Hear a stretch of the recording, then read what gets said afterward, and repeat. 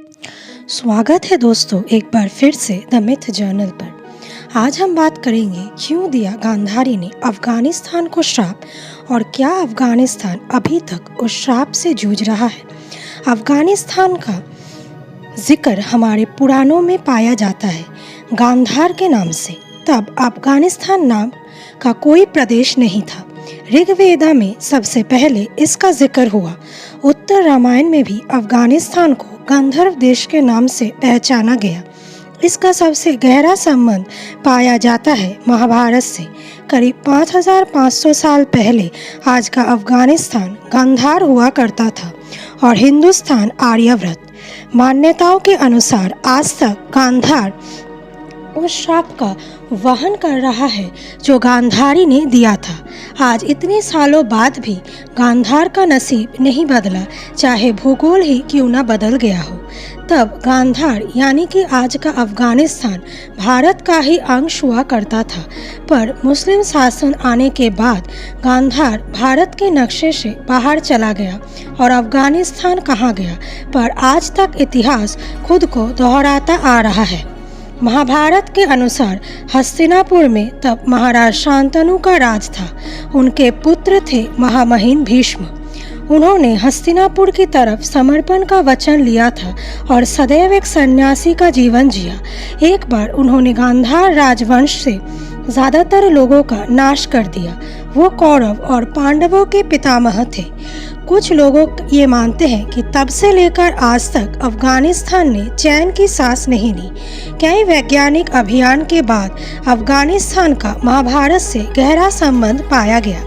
अफगानिस्तान का काबुल नदी और पेशावर घाटी से महाभारत का संबंध है। गांधार को अब अफगानिस्तान में कांधार के नाम से जाना जाता है। आज गांधार का कुछ हिस्सा उत्तरी पाकिस्तान में भी है। वेद व्यास महाभारत के अनुसार 5500 साल पहले राजा सुबल गांधार पर राज करते थे। उनकी एक पुत्री और एक पुत्र था। उनकी पुत्री का नाम गांधारी था, जो बाद में महाराज धृतराष्ट्र को, जो कि हस्तिनापुर के राजा थे, उनकी पत्नी बनी। धृतराष्ट्र जन्म से ही दृष्टिहीन थे और पतिव्रत धर्म पालन हेतु गांधारी ने भी अपनी आंख पर पट्टी बांध ली। इसके बाद जब महाराज सुबल की मृत्यु हुई, तब गांधारी के बड़े भाई यानी कि शकुनी के हाथ में गांधार का कार्यभार चला गया। भीष्म से अपनी राज्य और परिवार के सदस्यों के मृत्यु का प्रतिशोध लेने के लिए शकुनी हस्तिनापुर आ गए। तब हस्तिनापुर आज की दिल्ली, मेरठ और आसपास के इलाकों तक फैला था। शकुनी ने पांडव और कौरवों में शत्रुता की भावनाएं फूंक दी और महाभारत का संग्राम उसका ही नतीजा था। इस युद्ध में गांधारी के 100 पुत्र पांडवों के हाथों मारे गए। अपने 100 पुत्रों की मृत्यु के शोक में गांधारी ने गुस्से में आकर अपने भाई शकुनी को ये श्राप दिया कि जैसे उन्होंने कौरवों को वंशहीन कर दिया, वैसे ही उनके गांधार में कभी शांति नहीं होगी और सारे वंश एक एक करके नष्ट हो जाएंगे। इसके बाद शकुनी के पुत्र के राज में भी कभी शांति नहीं आई। युद्ध में पराजय के बाद कौरवों के सैकड़ों वंशज गांधार में आकर रहने लगे। यहाँ से वो इराक और सऊदी अरेबिया में भी बसने लगे। इसके बाद यहाँ पर बौद्ध धर्म का प्रचार हुआ और भगवान शिव की आराधना धीरे धीरे विलुप्त होती गई। इसके बाद कई मौर्य राजाओं ने यहाँ पर शासन किया, पर कभी भी यहाँ पर शांति नहीं रही। फिर 11वीं शताब्दी में महमूद गजनी ने यहाँ पर सत्ता स्थापित की। तब से गांधार को कांधार कहा गया, जो कि अब एक शहर के रूप में स्थित है।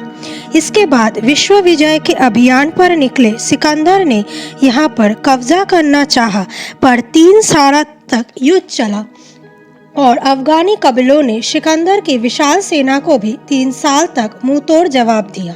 इसके बाद मैसिडोनिया में भी जंग छिड़ गई। तब से अफगानिस्तान को द ग्रेवयार्ड ऑफ एम्पायर्स कहा जाता है। इसके बाद सिकंदर ने अफगानिस्तान को जीत लिया, पर कभी भी शांति से शासन न कर सका। यहाँ तक कि ब्रिटिश राज में भी जब अफगानिस्तान पर कब्जा किया, तब भी शांति से शासन नहीं कर पाए। अब तालिबान के कब्जा करने के बाद गांधारी के श्राप की बात फिर से सामने आ रही है।